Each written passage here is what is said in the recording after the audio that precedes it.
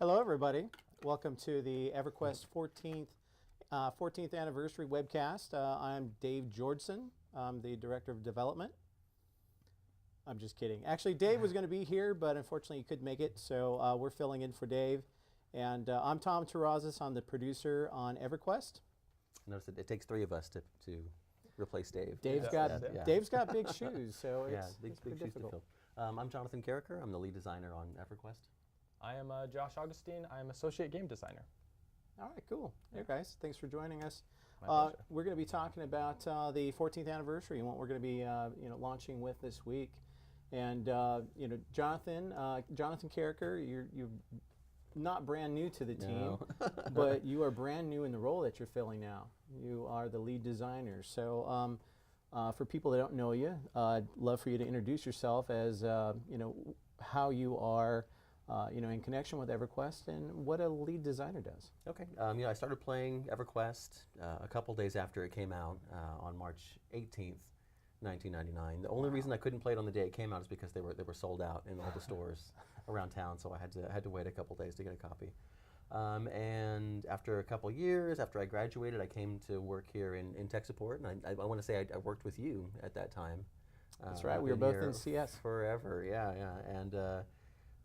Got to work on EQ into 2002 to about 2009, and then did the rounds, worked on some other games. Now I've come back to EQ to be the lead designer. Back home, absolutely, yeah. It's nice to be home.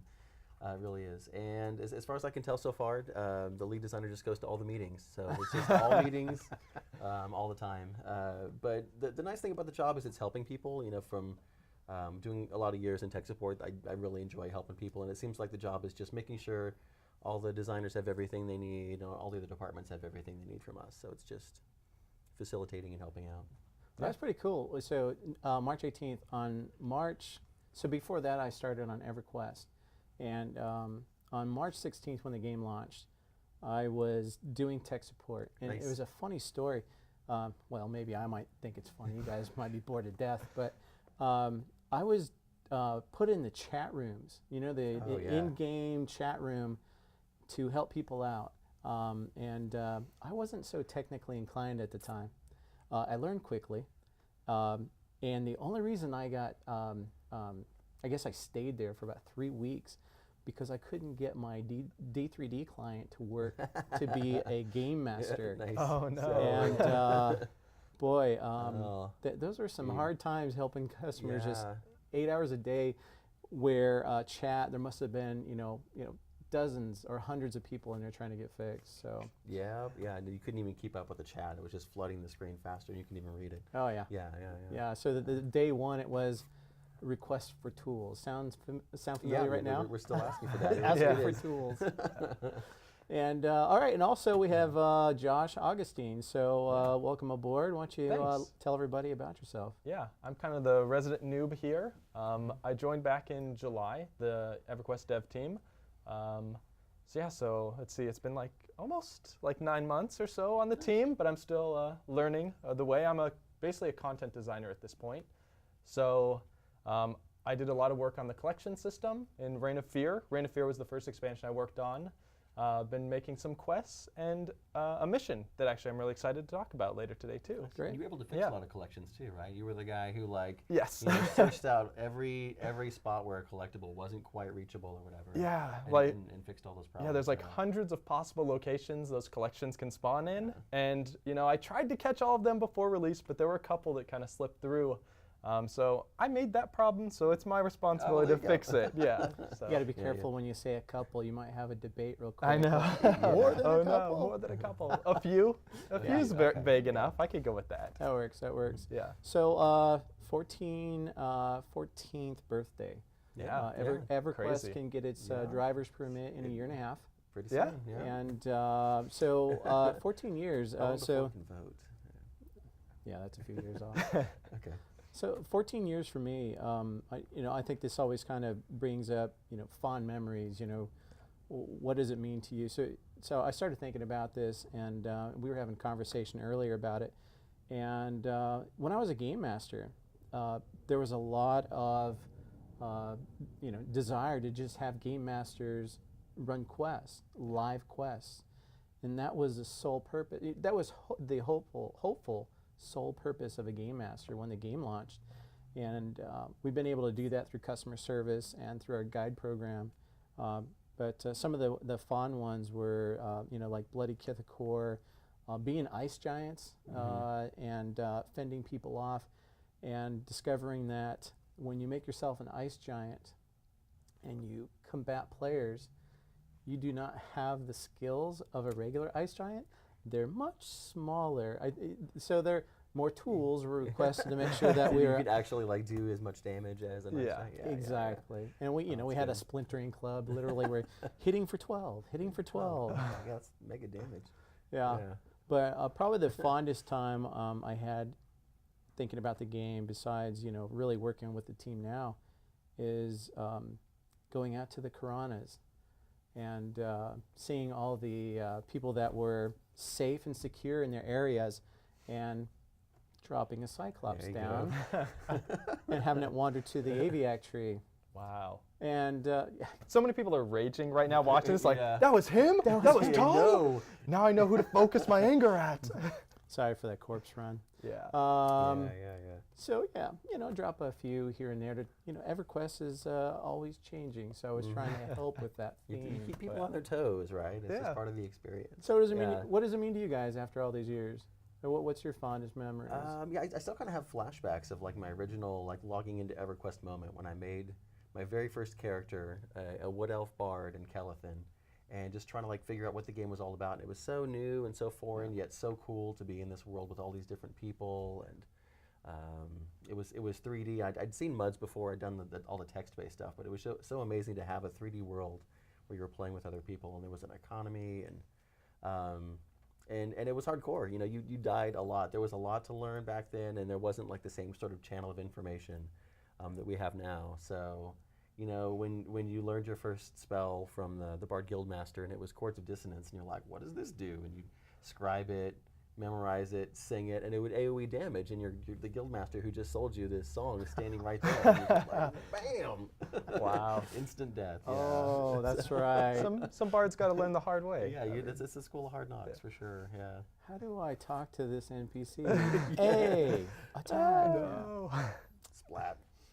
Yeah. Remember doing that? Oh yeah. How about for you, Josh? Yeah, some of my favorite stuff, like I said, I just joined the team like 7 months ago, and I was press before that. I worked at a PC Gamer as an editor, so I made a lot of friends in the games industry. And some of my favorite thing now is like telling them, oh, I'm working on EverQuest now.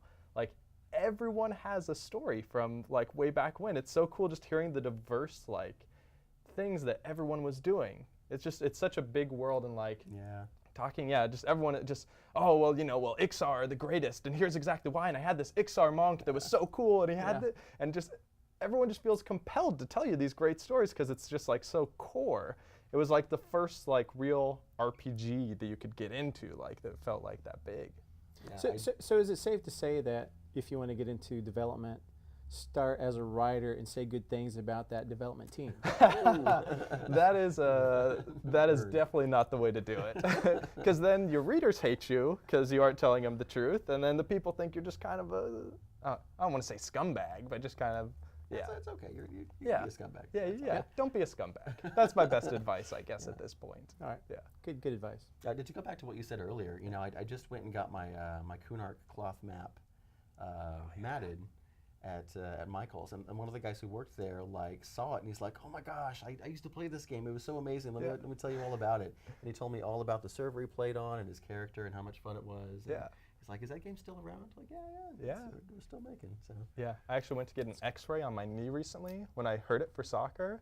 And the technician, like, when I told him I worked at SOE, started talking about EverQuest, and he, like, forgot about the X-ray, so I'm, like, sitting there with my knee, like, propped up under it. It's like, yeah, please just go. We can talk afterwards, but it's so cool just to hear people. That was a nice image for everybody just now. Yeah, I know. Hopefully they like that at home. Hopefully you're covered up. Yeah, no, I'm not wearing a skirt today. It's good. Beforehand, That's good. So, hey, we have some exciting quests, and there was a reason for putting these quests out that we did. I mean, I think we really consciously wanted to make an effort to put a certain type of quest in. And So why don't you talk more about what kind of quests that we created and how it came about? Sure. So almost every year for the last couple of years now at Fanfare, we've been doing like how to make a quest panels as part of SOE Live. And so we break into small groups. Every group meets with a designer, and they kind of come up with a quest idea. This year we were able to take all of those ideas and implement them. We had enough manpower and enough time that we put those in the game. So they're going to be part of the 14th anniversary. In a couple of days, those will be live, and you can play in events, playing quests that the players designed and we implemented. That's and very this cool. Is the perfect thing for an anniversary. That's very cool. You know, we've always had that intention. You know, we have the player panels that are designed to, you know, really get close with the players and vice versa, and make them feel part of a game, because they really are. I mean, if it weren't for them, there is no game. Yeah. They put their passion into creating these missions and quests, and it's really nice. You know, we made a great effort at putting them in one big package and launching them right now. Yeah, So. yeah, it was really cool, like talking with them and seeing their enthusiasm, because like they have great ideas, and sometimes they have great ideas, and we're like, yeah, we had that great idea, but here's why it can't work, you know, because it's so easily exploitable or something. But they have a lot of really cool ideas, and just that back and forth with the players, like where they kind of understand a bit more how the process works, and we kind of get their great ideas. It's really cool. That's good. Yeah, they kind of learn about the design process and the problems you might run into when making a quest. And, Well, Josh, you had some kind of, I don't know, special role this year. Yeah. You did something a little bit different. Yeah, I mean, 14, you only turn 14 once, so I wanted to do something cool with the mission that I did. Unless you believe in reincarnation. That's true, yeah. In some ways, EverQuest 2, I don't know, that's kind of reincarnated. Sort of is, yeah. Right? Yeah. All right, well, we're only get turning there. 14th once. Okay. Yeah. And so, yeah, I made my mission level agnostic. It's just something like, I hadn't actually worked with the spell system at the time, because it was when I was very new to the team, and I just kind of went with the goal, like, I want to do this, let's see if I can do it. I just kind of kept breaking down walls and figuring out ways to make it work, but it turned out, I think, really cool. It's level agnostic without shrouds, which is something that is actually really hard to do. But yeah, I'm really excited, and the mission has giant skeletons that are attacking Akanon, and my favorite part is there's flamethrowers, and you get to turn yourself giant as well. There's like a tinkerer there who's been making some crazy serums, and to take down the giant skeletons, she'll help you become a giant. And so you have to go and Very cool. all sorts of fun stuff like that. Called Fighting Fire with Fire? No, it should be, but it's called Big Gnomes, Big Problems. Oh, I like that too. Yeah. Where does that start, by the way? That starts out in Steamfont Mountains. Very cool. Yeah. All right, so players, Steam Font, check it out. Go there. And Let me now, know what you think. we've got some other items that we put into the anniversary, and they're epic ornamentation quests. And hopefully this is getting a lot of attention from the players that have been with the game for the last 2 years. So the backstory with that is we had an intern, and he joined the team, and he was working on these quests to really add some flavor to the game. Kind of like turned him loose to do something and see what he could do. He spent a lot of time on it, and it turned out to be very well received by the players, because when we put them on the test server, they wanted players to try them out. They were all class specific. So once we realized that they're going to be that popular, we realized that we couldn't put one out. We had to put 16 out. And then in a process of of doing other things for expansions and other requirements, we weren't able to put them really focus on them. So now we put the focus on them. They're going to launch. Actually, they launch. Tomorrow, they turn right? live tomorrow. Yeah. But they're patched in yesterday. It So should be ready to go. there's some cool stuff with it. Just why don't you throw a couple of the flavor items that might get people's interest up? I don't want to spoil too much, but I do know that there's one of them where you go to Plane of Mischief, I think, is a rogue, and you get to interact with Bristlebane, who is the god of a lot of rogues, and kind of watch the birth of that person's character and how they've progressed through their life, acted out on stage in the puppet room, which is very cool. Oh, I failed to mention it was Dizarn, who players might know, was the designer. Now, you Yeah. liked a specific effort that he put into it. Yeah, the thing I love about these, because obviously they're all class specific, and he kind of went the extra mile to make sure that it wasn't just like, oh, this is just a quest and it's arbitrarily only rogues can do it or only clerics can do it. It's very tailored to like the values and like the themes at the core of that class. So like the cleric one, I like. One of the very first things you do is like basically feed the poor. Like you have to go around and there's like poor and you're helping them out, and it's like it gets you into that, and the whole theme of it is like a crisis of faith. And it goes through like a cleric that's having a crisis of faith. You need to work through those problems. And I love that sort of stuff where he picked out like, okay, what is this class about? What unique abilities do they have as well? And so you have to use all those unique abilities to complete the quest. So it's not even just like only rogues are allowed to do it. Like only rogues have the skill set to complete it too, which is really cool. Yeah, players are going to really enjoy that. Yeah. It's almost like with every patch or game update we have, I don't know if you're like me, but when I go through the patch notes, I go to the what's in it for my character. Yeah. Paladins. I'm like, oh, really? Oh, yes, that's what I wanted. Yeah. Pertain to me. Yeah, everyone I Yeah. think I skips does that. script right to that. Yeah. So yeah, no, those are going to be awesome. Now, we also had some changes this week. We made free-to-play changes. Oh, actually, we had some screenshots of just a couple of the epic ornamentation quests. I'm jumping ahead a little bit, and we can show a couple of those. There's some of the encounters that you can see. And Hey, that's mine. Nice, there you go. Yeah, that's a giant skeleton. That's Gog Magog, the final boss. He chants his name and he summons tiny gnome skeletons that pop out and chant his name as they attack you. It's Gog Magog.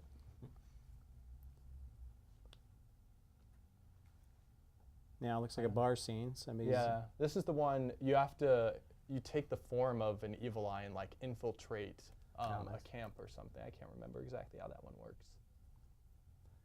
Well, we don't want to spoil it. That's so, true. That's yeah. true. We yeah. came into this by saying we don't want to give Oh, too yeah. much, right? So, Much away. Oh yeah, I know it. I just don't want to say it. well, there's another one that, well, actually, Yeah. Well, there must be Paistro's day off. I love that. So yeah, Paistro takes a day off, and then one of the developers is kidnapped and taken to Plane of Mischief, and the players have to go rescue that developer. so thanks, Paistro, for being Yeah, this is a what subject happens. for us. Yeah, You yeah, take a day off. it happens. Yeah. Now, free to play has changed this week. We have spent the last year looking at free to play and seeing what it's been doing, and we came to the conclusion that we need to be lighter with our restrictions. So we made quite a few changes that benefits players with more bag slots. No race restrictions, class Yes. restrictions. So that's race good. race and class restrictions no more. They're available as soon as you log in. So and there's quite a few more. So we made a conscious effort to make sure that when you get into EverQuest, you can play even free. Even free. Yeah. We want you guys to play the way that you want to play. Yeah. Yep. I'm really excited about this. It's just a ton of like quality of life stuff that like when I bring my friends back into the game or I talk with them or whatever, like this is just one thing like that they got really excited about when I told them about this. Like, oh yeah, I can do any class, any race. Like, Yeah. I'm excited to bring more people in. Absolutely, yeah. I think the best thing about EverQuest is the players. Yeah. The most interesting content Yeah. that they have in the game is like being able to interact with other adventurers. So the more people we can get in the game playing it, the better. Agreed. Now the next thing we want to talk about is another edition for the anniversary, and that's the Heroes Forge editions. Now we have some screenshots we're going to run through. Yeah. Now these are quite interesting. that You want to That's talk a my little bit favorite. about how we implemented the animal hats or helms a little bit different than we have in the past. In this case, it involves trade skillers. So you have to find the components to build these different hats, which are in zones sort of related to the different animals that they're composed of, and find a qualified, talented trade skiller to stitch them together into the animal hat. Now, So as you can imagine, you have to go fight polar bears to get the polar bear hat, rabbits to get the rabbit hat, and so on. now here's a little. There's a little gotcha in this that one of the animals doesn't exist. Yeah, as it turns out. So what do you have to do to get that one? As it turns out, we don't have foxes in our game, and I don't know how that happened. 14 years. Well, And Okay, and no I foxes. disagree. Furion V. oh, well, there you go. There's a no fox. worries. There you I go. hadn't thought about Okay. that. We didn't actually go in that direction, but that's an excellent Okay. point. So if you go to, I think, Jagged Pine and Daria's Landing and a few other places in a similar region, you can get those from poachers or from foraging. Very And cool. griffins, I think, as well. And it Which are started. essentially poachers. Poached makes sense. Makes Yeah. sense. And starting the 17th, we're doing some shamrock hats. Yeah, we've got our St. Patty's Day stuff going in. There you go. Around that time. So Oh, there it is. Yeah. Perfect. Now, They got now the So matching great. Heroes Forge on too, the armor. So good. we know how to dress them up. So looking in Heroes Forge, actually, we don't have anything to show right now because we want to keep it as another teaser. Heroes Forge, we're working on a better fit program. You know, Yes. we launched Heroes Forge last, I don't want to say July, August, and you know, we looked at it, we got the feedback, and we agree. So we're really making a big effort on shrinking it really tight to the body, Mm-hmm. and we are there now. We're right down to skin level. So, you know, we don't have to worry about interpenetration from the other you know, pieces of armor that you have underneath. So that should be coming soon. Trademark used. TTN, of course. But we have something you know, more important to talk about, and that's the game update. We're not going to reveal too much, but we did want to talk about some of the new cool things that we're doing with that. And in April, next month, we're going to be launching Shadow of Fear. Shadow of Fear, yeah, April 17th. That's going to be coming out. It's the next update to Reign of Fear. So if you have Reign of Fear, you'll be able to access this content. You're getting a couple more zones, some more content to do, and yeah. Now can you wrap the story in a little bit on how the Reign of Fear is progressing? You probably know the story the best of all Yeah. of us, so So I mean, not to put you on the spot. should I summarize? I won't summarize all of Reign of Fear, but essentially, Kazakh Tease. shards are falling all over. Some groups have been collecting them. Some we know, and some are very mysterious. We don't know who's been collecting them or what's been going on. So this is kind of continuing the story where you're finding individuals of great power who have collected some of these shards, and you're going to find out what they've been doing with them because they've been doing some pretty crazy stuff. Now, we have some screenshots that we've taken of a couple of the areas and a little teaser at the very end showing a new person. We won't say their name. We're going to let people guess how a new god that's being introduced into the game. So, yeah, don't tell anybody. But these are some screenshots. Now, yeah, there's a very cool story aspect where some of the shards are being taken and held, but not used.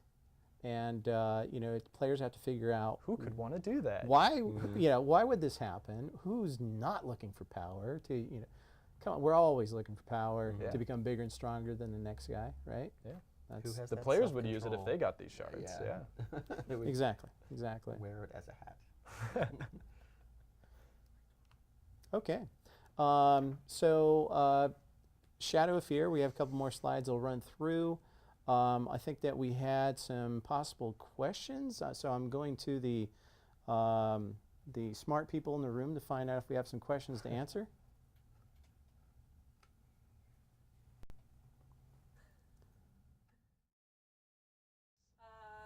One is, what anniversary events and quests are going to be on the progression servers this year? Jonathan, remember the toggle of which? those are I think any content that the players on the progression server have access to, they'll be able to do.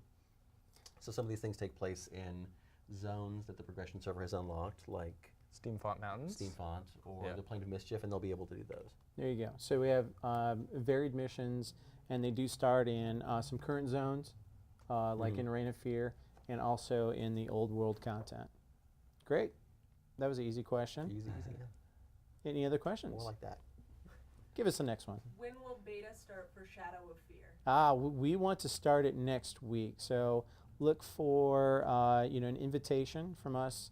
I think we want to start the 20th. Yeah, ideally. And we will have anybody that signed the NDA and became part of the beta program for the Reign of Fear in November will be automatically invited to start on beta. So you do not need to sign a new NDA.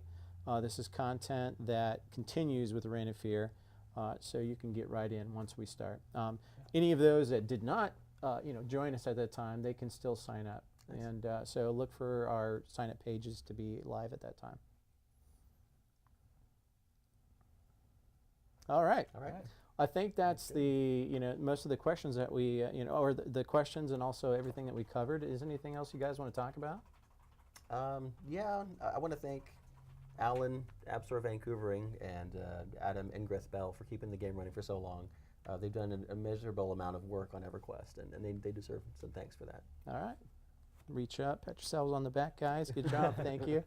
And then, so hey, well, I want to thank everybody coming to the EverQuest 14th anniversary webcast. I know there's more webcasts next week, but we covered the anniversary events, Shadow of Fear. We have Epic Ornamentation Quest. We've got the new missions that were created, designed with our designers by players.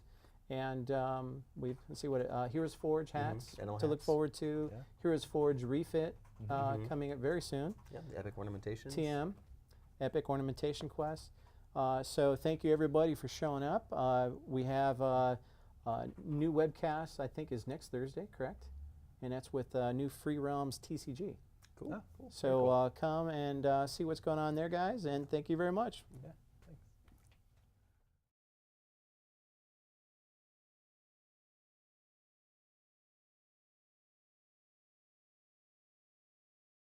Sony.